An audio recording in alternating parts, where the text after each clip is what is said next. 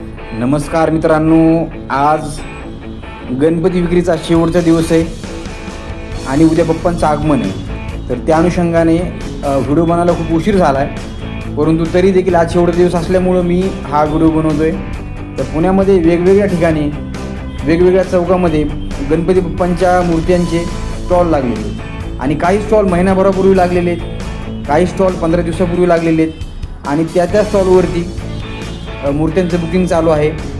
भक्त त्या ठिकाणी जाऊन बुकिंग करतायत।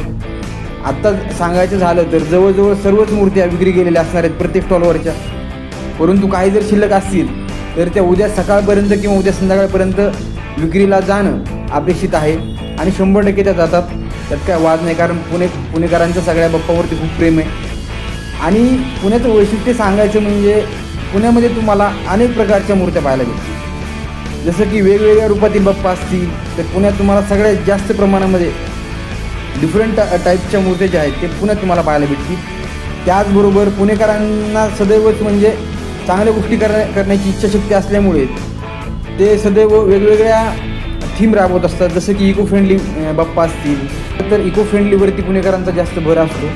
पुण्यामध्ये जास्तीत जास्त जे भक्त आहेत ते इको फ्रेंडली मूर्ती कशी आपल्याला बसवता येईल या गोष्टीकडे लक्ष देतात आणि त्या माध्यमातूनच मग इको फ्रेंडली गोष्टी म्हणजे लाल मातीचे गणपती बाप्पा असतील, अनेकदा शाडूच्या मातीचे गणपती बाप्पा असतील, काही तर अशा सामाजिक संस्था आहेत की त्या तुम्हाला म्हणजे सामान्य साध्या मातीचे गणपती बाप्पांच्या मूर्ती बनवून विक्रीसाठी ठेवतात आणि त्या एकदम आकाराने छोट्या पण असतात आणि पाण्यामध्ये टाकल्यानंतर लगेच त्या विरघळतील अशा पद्धतीने इको फ्रेंडली गणेशोत्सव साजरा करण्याचा प्रयत्न करतात।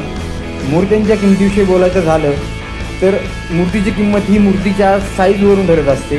जी मूर्ती लहान असेल तिची किंमत कमी असणार आहे आणि जी मूर्ती मोठी असेल त्याची किंमत जास्त असणार आहे। आता या स्टॉलवरती तुम्ही पाहताय, जेवढे स्टॉल मी तुम्हाला आता दाखवतो त्या प्रत्येक स्टॉलवरती मूर्त्यांची हाईट ही खूप कमी आहे, म्हणजे छोट्या मूर्त्या आहेत। तसं एकदम छोट्यापासून ते मध्यम हाईटपर्यंतच्या मूर्त्या पाहायला भेटलेल्या आहेत, परंतु अशा मूर्त्या फक्त आपण घरगुती बसवतो, अशा मूर्त्या मंडळांचे कार्यकर्ते विकत घेत नाहीत। म्हणजे ह्या फक्त आपल्या घरगुती गणपतीसाठीच्या मूर्त्या आहेत आणि मंडळाच्या मूर्त्या आहेत त्या ऑलरेडी कस्टमायझेशनसाठी म्हणजे त्या बाहेरून स्पेशल बनणार असतं। तसं घरगुती वापरायचं असल्यामुळं या मूर्त्यांची किंमत ही आपल्या घरगुती व्यक्तीच्या म्हणजे आपल्यासारख्या सामान्य माणसाच्या आवाक्यात असणाऱ्या असतात। म्हणजे 1000 रुपयापासून ते 10,000पर्यंत तुम्हाला मूर्ती भेटू शकते। त्यानुसार आपण म्हणजे आपल्या चॉईसनुसार मूर्ती घेऊ शकतो की किती हजारापर्यंत आपलं बजेट आहे त्यानुसार आपण मूर्ती घेऊ शकतो। त्यानंतर मूर्तीला जे डेकोरेशन केलेले आता तुम्ही बघताय, मूर्तींना फेटे घातलेले असतात, मूर्तीवरती डायमंड लावलेले असतात, मूर्त्यांना अनेक म्हणजे काही चमकदार रंग दिलेले असतात। त्यानुसार मूर्तीची क्वालिटी सुधारते आणि क्वालिटी सुधारल्यामुळे तुमची ऑब्वियसली प्राईस पण मूर्तीची वाढणार आहे। त्यानंतर काही मूर्त्या अशा स्पेशल कस्टमायझेशनच्या असतात, म्हणजे समोर बघा ही खालच्या साईडला मूर्ती दिलेली एकदम कोळी टोपी आहे बघा मूर्तीला त्या लाल रंगाची, तर अशी मूर्ती मग तिची कस्टमायझेशन वेगळं असल्यामुळे ऑब्वियसली तिची किंमत आहे ना ती जास्त होते। तर अशा पद्धतीने ही मूर्तीचा स्टॉल त्याच्याबद्दलची माहिती तुम्हाला आवडली असेल अशी अपेक्षा करतो। चला तर मित्रांनो, चॅनलला लाईक करा, फॉलो करा आणि सबस्क्राईब करा। यूट्यूबवरती तुम्हाला जर चॅनल माझं सापडत नसेल तर हनुमंत गुरव असं माझं नाव टाईप करा, त्या ठिकाणी तुम्हाला माझे चॅनल मिळून जाईल।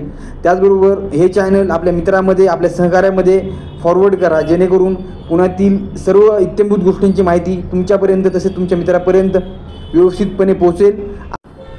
तसेच तुम्हाला सांगायला आनंद होतो मित्रांनो, उद्यापासून आपण या चॅनलवरती पुण्यातील जे मानाचे गणपती आहेत तसेच पुण्यातील जे इतर महत्त्वाचे गणपती आहेत त्यांचं डेकोरेशन असेल, त्यांची सजावट असेल, या चॅनलच्या माध्यमातून आपण ती तुमच्यासमोर आणणार आहोत।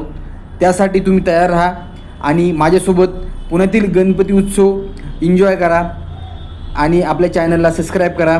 धन्यवाद।